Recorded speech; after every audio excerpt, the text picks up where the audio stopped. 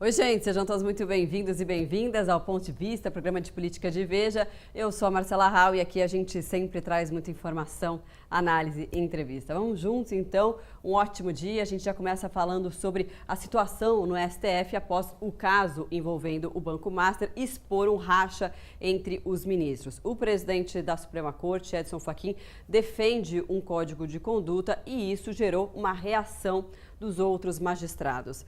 Edson Fachin falou na abertura do ano do Judiciário. Vamos acompanhar o que ele disse sobre isso. Sem embargo desses reconhecimentos, o momento histórico é também de ponderações e de autocorreção. É hora de um reencontro com o sentido essencial da República, da tripartição real de poderes e da convivência harmônica e independente com o equilíbrio institucional. Somos todos chamados a essa arena. É que a democracia constitucional traduz obrigações de prestação de contas e também de memória. Por mais de 3 décadas, esse tribunal se disse presente em graves momentos da vida nacional, com resposta firme pelo Estado de Direito democrático contra ameaças de golpe. Há, nada obstante, em meu modo de ver, respostas ainda a serem dadas, tendo como pressuposto a institucionalidade democrática. A um só tempo devemos perseverar e devemos mudar. Em termos mais amplos, o desafio é reconhecer o protagonismo do sistema político nas funções que são dele, saber induzir pelo exemplo e pela decisão a melhoria das instituições, saber ser forte o suficiente para não precisar fazer tudo. Talvez seja mais difícil do que os desafios anteriores, porque exige não a coragem de agir, mas a sabedoria de calibrar a ação, a paciência institucional da construção. Bom, vou falar com a Larissa Borges, a nossa editora. Larissa, seja muito bem-vinda. Bom, você deve ter acompanhado de perto toda essa semana aí envolvendo os ministros da Suprema Corte, a repercussão após o caso do Banco Master expor esse racha que eu citei aqui. A abertura do ano do Judiciário com o ministro Edson Fachin dando vários recados, basicamente pedindo a autocorreção para que os magistrados façam uma reflexão sobre o papel deles como magistrados, de que eles não estão acima de nada, né? Bom dia, seja bem-vinda. Oi, Marcela, bom dia. É isso mesmo, mas como a gente viu, tem muita gente dentro do Supremo que é contra e tem muita gente que já está pensando em uma alternativa. A alternativa que quem é totalmente contrário a esse código de conduta a que o ministro Fachin se referiu, essa ala tentou convencer o Fachin de fazer uma segunda coisa. Falaram o seguinte: se você, ministro, quer deixar um legado, então faça esse legado no CNJ. Coloque o CNJ para ir atrás de juízes que pisam fora da linha, juízes que vão a palestras pagas recebendo cachês, juízes que recebem presentes de empresários privados. E parece moralizador, parece interessante essa saída, só que ela é cheia de armadilhas. Primeiro, porque os ministros do Supremo não se submetem ao CNJ. Então, na hipótese de o CNJ fazer mesmo isso, dar uma moralizada no judiciário que está com essa imagem tão arranhada, para os 11 ministros do Supremo não muda em nada. E segundo, porque o CNJ já tem uma resolução própria que diz o óbvio. Juiz não pode falar fora dos autos, juiz tem que manter uma vida regrada, tanto de forma pública quanto de forma privada. Essas regras já estão na Constituição, já estão na lei orgânica da magistratura e já estão numa resolução do CNJ. E como a gente sabe, a crise só aumenta a cada dia que passa, Marcela. A fala, daqui a pouquinho a gente vai mostrar a fala do ministro Alexandre de Moraes, também do Dias Toffoli, né, respondendo a essa questão do Código de Conduta, eles que são contra. Mas antes, vamos conversar aqui, vamos chamar para a nossa conversa o Sidney Stahl, que é doutor em Direito. Sidney, seja muito bem-vindo, obrigada pela participação aqui no Ponto de Vista. Obrigado pelo convite. Bom, queria então já repercutir essa fala do ministro Edson Fachin, do presidente da Corte, já abrindo os trabalhos com alguns recados ali para os outros colegas, para os integrantes da Suprema Corte. Queria que o senhor avaliasse no primeiro momento, então, como é que você viu esse primeiro discurso? Bom, o ministro Edson Fachin, antes da abertura do ano do Judiciário, já havia se manifestado no sentido de que ele queria um código de conduta. Os outros dois ministros citados aqui, o Alexandre Moraes e o Dias Toffoli, também já tinham se manifestado basicamente contra o Código de Conduta. E, por incrível que pareça, para ambos, o motivo é o mesmo. É a externalidade que pode acontecer com o Supremo. Vou tentar explicar. O ministro Fachin, ele quer um Código de Conduta escrito pelo Supremo para que se mantenha as regras o controle dentro do Supremo. Por quê? Porque o Congresso pode editar uma norma e criar um código de conduta para o Supremo. Isso não é proibido. Os ministros Dias Toffoli e Alexandre Moraes não querem o código de conduta porque eles têm um medo de controle externo. Se você tem um código de conduta dentro do Supremo, você vai precisar de alguém que o aplique, que faça o julgamento. E se for um órgão externo, eles têm muito medo que isso aconteça. Então, eles mesmo motivam querer e não querer um código de conduta. A Larissa está aqui com a gente, editora de Veja. Larissa. Doutor, quando a Suprema Corte dos Estados Unidos pensou num código de conduta para ela, existia um escândalo do Justice Clarence Thomas. Ele tinha diversas despesas pagas por empresários, ele viajava em jatinhos, ele passava temporadas em resorts de luxo, também às expensas desses empresários. E isso gerou esse código interno, como o senhor fez menção agora, e deu uma segurada razoável nesse escândalo que estava em gestação na Suprema Corte dos Estados Unidos. O senhor vê que se o Supremo brasileiro não fizer algo nesses moldes, corre-se o risco de chegar a um ponto de não retorno e o Brasil ter o seu próprio Clarence Thomas? Na verdade, quando a gente fala em um código de conduta, quando a gente começa a discutir um código de conduta, é porque já existe alguma coisa errada. E é evidente que existe uma coisa errada. A gente sabe de ministro que pegou voo em jatinho de advogado, nós sabemos de ministros que a esposa tem um contrato milionário, e assim por diante. Na verdade, todos os parentes de ministros, num certo momento, aumentaram profundamente o número de processos no próprio Supremo Tribunal Federal. Se tem alguma coisa errada, é preciso fazer uma coisa. Mas acho que se aplicasse o que está no artigo 37 da Constituição, que tem um princípio no artigo 37, princípio da administração pública, a moralidade, estaria resolvido o problema. O problema é que os ministros têm furado algumas vezes a própria Constituição. A mim fica muito estranho se eles de fato iam cumprir um código de conduta. É preciso ter um controle externo ao Supremo, no caso do Brasil, senão a gente não consegue frear. Parece mais uma resposta institucional do ministro Edson Fachin do que algo que de fato vá mudar ali a conduta dos ministros, né? Até porque tem muita divergência. O ministro Edson Fachin, inclusive, anunciou a ministra Carmen Lúcia como relatora dessa proposta de código de conduta. Vamos ouvir o que ele disse.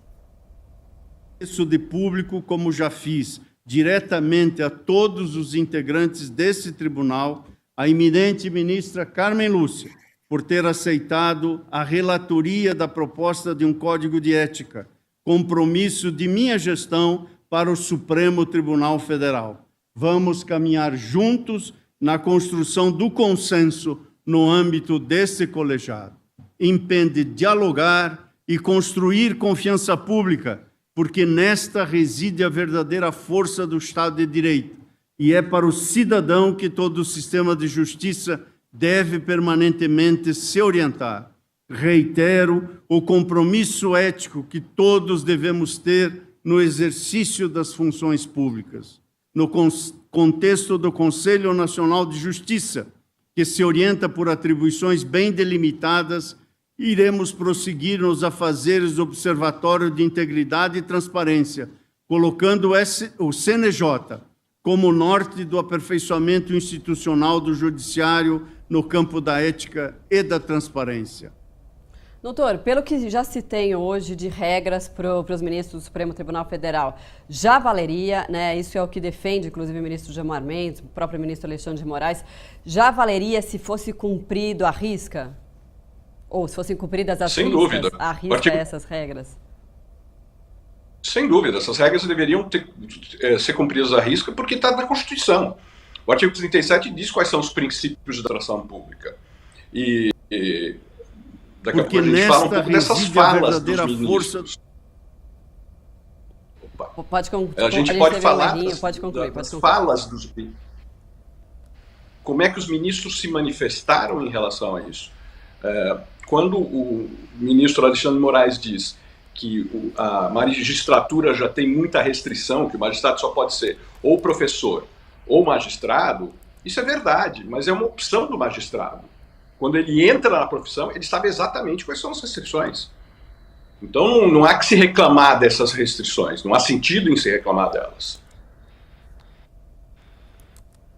A ministra Carmen Lúcia, inclusive, ela estava no mesmo dia ou no dia seguinte, ela participou de um julgamento do TSE, né? Ela decidiu sobre algumas normas para os juízes eleitorais, o que deu ali um indício de como ela pode atuar em relação a essa proposta, que ela é a relatora no Supremo Tribunal Federal, para conduzir, para criar essas regras, essas normas no Código de Conduta. Vamos ouvir o que ela disse. Todo ser humano tem o direito de poder ter confiança que os agentes públicos atuam de forma coerente com os valores inscritos na Constituição da República, em especial os princípios da administração pública, expressamente previstas em seu artigo 37, a legalidade, a moralidade administrativa, a impessoalidade, a publicidade e a eficiência. A desconfiança nos órgãos e nos agentes do poder estatal é um desassossego para a cidadania e um fator de instabilidade jurídica, social, política, econômica e também eleitoral. Temos de ser rigorosos e intransigentes com qualquer tipo de desvio ético, pelo que devemos evitá-los. Nós, juízas e juízes eleitorais, de todos os órgãos do Poder Judiciário, temos de levar em conta sempre que a transgressão àqueles princípios é prática inconstitucional, ilegal, imoral, injusta com a cidadania. Somente com condutas éticas poderemos considerar estar bem cumprida a nossa função, que é essencial para que a democracia representativa prevaleça. Doutor, a partir desses dois discursos, e principalmente do discurso do ministro Fachin, eu estava conversando com a Marcela mais cedo aqui nesse programa que tem gente dentro do Supremo que fala, se o Fachin quer tanto empoderar o CNJ, como ele fez menção, então que ele coloque o CNJ para trabalhar e pegar irregularidades de juízes, desvios de juízes, viagens de juízes, só que todo mundo sabe que aí tem uma pegadinha, porque o CNJ não tem poder sobre os ministros do Supremo, que hoje são o epicentro desse desgaste institucional. Como é que o senhor avalia essa tentativa de colocar no colo do CNJ um problema que é muito maior e que atinge uma corte onde o CNJ não pode se meter? Então, veja, o CNJ já tem jurisdição sobre todos os juízes, todos os magistrados, salvo os ministros do Supremo, que são intocáveis. E esse talvez seja hoje o maior problema do país, porque o Supremo faz e ninguém investiga. Existe uma joint venture com a Procuradoria-Geral da República, de maneira que ninguém investiga esses ministros. Ninguém olha se o contrato de 129 milhões é correto ou não, se houve algum tipo de contaminação, se houve algum tipo de advocacia administrativa, se houve algum tipo de corrupção. Precisa ser averiguado. Então, essa jogada é simplesmente para jogar a sujeira debaixo do tapete e dizer, olha, o CNJ vai investigar, ele já tem jurisdição sobre os demais. Agora, a ministra Carmen Lúcia, que cita o artigo 37 que eu já citei, ela traz mais uma questão. Ela fala da crise de confiança. E, de fato, hoje existe uma crise de confiança, não só com o Supremo, mas com o poder público em geral. As pessoas passam no radar, que está escrito 50 km por hora, por 20, porque não acreditam, não têm confiança que o poder público está sendo correto. E o Supremo, ele aprofundou essa crise de confiança. Ele criou mecanismos que deixaram as pessoas com mais desconfiança do Poder Judiciário do que já tinham antes. Pois é, a partir do momento que você expõe essa tensão, esse racha no STF, como fizeram aí com essa fala do ministro Dias Toffoli também, Alexandre de Moraes, você fragiliza ainda mais a imagem do Supremo, né?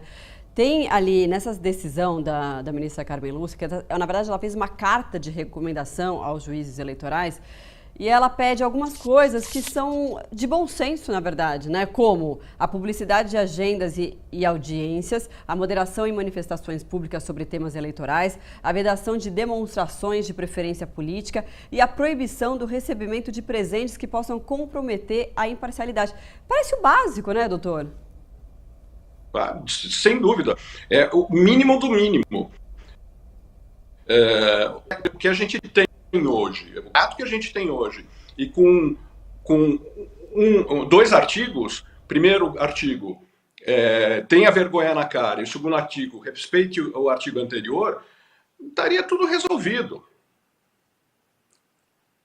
Nem entrar nesse debate, né? Já que eu falei, então, da fala dos ministros Dias Toffoli e Alexandre de Moraes, vamos acompanhar por que a gente está citando esses dois ministros. No caso do ministro Alexandre de Moraes, como o senhor citou, né, doutor, a esposa dele fechou um contrato com a empresa, com o Banco Master, e é um contrato milionário, com valores muito acima dos praticados pelo mercado. E isso até agora não teve nenhum tipo de explicação. Em relação ao ministro Dias Toffoli, ele é o relator desse inquérito do Banco Master, né, que está sendo investigado, essas fraudes financeiras que foram cometidas pelo banco. Isso está sendo investigado, e o relator do inquérito é o ministro Dias Toffoli. A condução dele nesse processo está sendo muito questionada. Além disso, tem parentes do ministro que tem ligação com fundos que estão relacionados ao Banco Master. Então, tem sim, tem fatos que precisam ser discutidos e precisam ser dadas explicações sobre eles. Doutor e Larissa, a gente viu, Larissa, acho que eu vou passar a bola para você também agora, a gente viu uma fala quase que irônica do ministro Dias Toffoli, com certeza, e uma resposta dura ali do ministro Alexandre de Moraes em relação a esse tema, falando assim, a magistratura já é uma carreira que já tem muitas regras, né? Já tem muitas limitações. E aí ele defende a possibilidade de participar de evento, de fazer palestra, e aí o ministro Dias Toffoli também sai nessa defesa falando sobre a possibilidade de um ministro do STF ser sócio de uma empresa, mas não ser o sócio dirigente. Isso o Alexandre de Moraes fala. Como é que você interpretou essas falas, né? Essa defesa que eles fizeram publicamente ali nessa sessão? Olha, Marcela, eu acho que o doutor vai concordar comigo que eu não conheço nenhum advogado desse país que um dia não quis ser ministro do Supremo. E, portanto, eles já sabiam antes que é assim, não pode ser sócio controlador de empresa, o cargo não é para ser milionário, o cargo ele tem um teto constitucional, ele tem um teto remuneratório, então qualquer tipo de penduricalho, de antemão, eles já sabem que não pode. Então, a minha impressão é que quando o ministro Alexandre fala das agruras de ser um magistrado, que ele não pode fazer praticamente nada, a não ser dar aula, e ainda faz uma provocação que vão criminalizar também o dia que eu der aula em faculdade, e ele já dá aula em faculdade, e isso é permitido, eu acho que ele reforça essa sensação de que não mexam comigo, porque eu sei que eu sou imparcial, e todas essas críticas seriam absolutamente infundadas. Também acho relevante a menção do ministro Dias Toffoli, ele faz duas provocações que para mim não foram tão veladas. Primeiro ele fala, aqui nesse plenário tem ministros que são acionistas de empresas, e tem ministros que são fazendeiros. E está tudo certo, porque eles não são nem os acionistas controladores e uma atividade empresarial como do setor agrário não teria vetos da Loman. E do lado do ministro Dias Toffoli, o recado para mim é evidente, estava o ministro Gilmar Mendes, que tem uma faculdade privada, ele se afastou do comando dela, como exige a Loman, e ele é um conhecido fazendeiro do Mato Grosso. Então, acho que o ministro Toffoli, às vezes, ele faz essa trava também para falar que, na verdade, boa parte daqueles 11, que agora são 10, à espera da indicação do presidente Lula, boa parte desses 10 estão no mesmo barco. Então, não adiantava partir para cima desses 2 que estão mais sobre os holofotes, sendo que outros também, hipoteticamente, estariam em situação também alvo de críticas. Marcelo. Doutor, queria puxar agora pela questão eleitoral, a gente está no ano eleitoral, esse debate sobre o Código de Conduta pode, de alguma forma, ser contaminado ou o STF deveria adiar essa discussão para depois da eleição? Como que isso atrapalha nessa discussão? Não, acho que não atrapalha, não. Eu quero primeiro dizer que eu concordo plenamente com o que foi dito. As falas dos ministros, efetivamente, e acho que tenho que, para mim, essa fala do Alexandre Moraes, na qual ele diz que vão se criminalizar tudo, é para tentar dar uma imagem de que toda a crise do STF vem de fora para dentro. E não é de fora para dentro, é de dentro para fora. Isso foi criado dentro do próprio Supremo. Não tem nada a ver com a opinião pública, né? Com relação ao Código de Ética durante um ano eleitoral, ele é muito bem-vindo, né? O ministro Fachin, por horas, fala Código de Conduta e por hora fala em Código de Ética. Eu acho que as duas coisas valem e têm que ser feitas juntas, né? Acho que não atrapalha num ano eleitoral. O que atrapalha num ano eleitoral é liminar para cá, liminar para lá. Eu entendo bem como é que esse processo de politização do Supremo aconteceu. Escrevi um livro recentemente sobre isso, né? Está vendo lá na Amazônia o Supremo em Transformação, do recato institucional ao protagonismo político, e eu consigo entender esse processo de politização seja pior do que um de conduta, que é mais simples, e como você disse mesmo, é óbvio, as coisas são óbvias. Não receber presente, receber benesses, não pegar jatinho de advogado, esse tipo de coisa. É o básico, né? Bom, a gente conversou com o Sidney Stahl, que é doutor em Direito. Doutor, muito obrigada pela sua participação aqui no Ponto de Vista e até uma próxima. Até a próxima, à disposição. Bom, seguimos.